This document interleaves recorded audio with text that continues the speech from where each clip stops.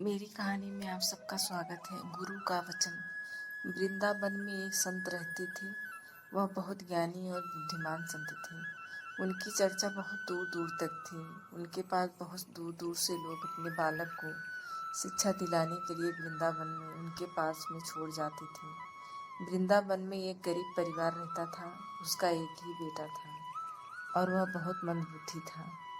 जब उनको गुरु के बारे में पता चला तो वह अपने बालक को लेकर वृंदावन में गुरु के आश्रम में आ गए। गुरु जी और गुरु के आश्रम में छोड़कर चले गए और गुरु ने सभी बच्चों के साथ उसे भी शिक्षा देना प्रारंभ कर दिया। वह और बच्चों से थोड़ा होशियार कम था, इसलिए उसे कोई भी चीज़ समझने में थोड़ा समय लगता था। 6 महीने शिक्षा देने के बाद गुरु ने एक दिन अपने मन में विचार किया। उन्होंने सोचा, क्यों ना मैं सारे बच्चों को कुछ दिन के लिए अपने पास से दूर भेज दूं। और सभी बच्चों को अपने पास बुलाया और सबको ब्रज में अलग अलग स्थान पर 1 मास के लिए रहने की आज्ञा दी। मंदबुद्धि बालक को बरसाने में जाने की और रहने के लिए कहा। मंदबुद्धि बालक ने गुरु का मुंह देखा और कहा, गुरु, बरसाने में मेरे रहने खाने पीने की व्यवस्था कौन करेगा?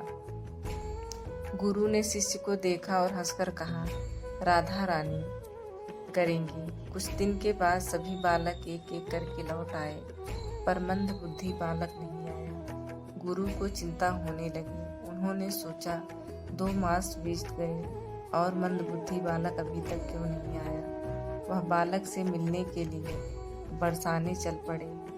गुरु ने बरसाने में पहुंचकर देखा, एक सुंदर कुटिया के पास एक सुंदर सा बालक बहुत ही प्यारा भजन गा रहा था। बालक को देखकर गुरु ने सोचा, क्यों ना मैं इसी बालक से पूछूं। वह जैसे ही उस बालक के पास गए, वह बालक उठकर उनके चरणों में गिर पड़ा और बोला, आप आ गए मुझे लेने गुरुदेव। गुरु ने अपने शिष्य से पूछा, यह सब कैसे हुआ? तुम ठीक कैसे हो गए और इतना सुंदर गा रहे हो? शिष्य ने गुरु से कहा, गुरुदेव, आप ही के कहने से किशोरी जी ने मेरे रहने खाने की सारी व्यवस्था खुद अपने हाथों से किया और मुझे संगीत भी सिखाया।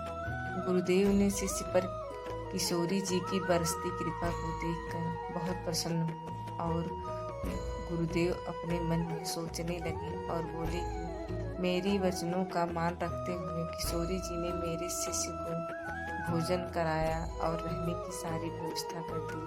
गुरुदेव ने राधा रानी का इसके लिए बहुत ही आभार व्यक्त किया।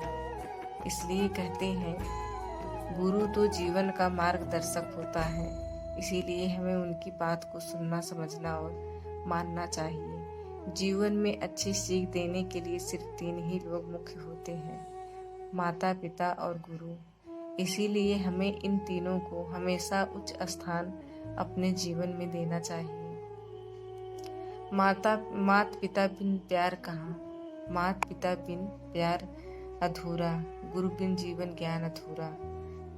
कहानी पसंद आए तो मेरी चैनल को लाइक एंड सब्सक्राइब कीजिएगा और फैमिली दोस्तों में शेयर कीजिएगा। Thank you.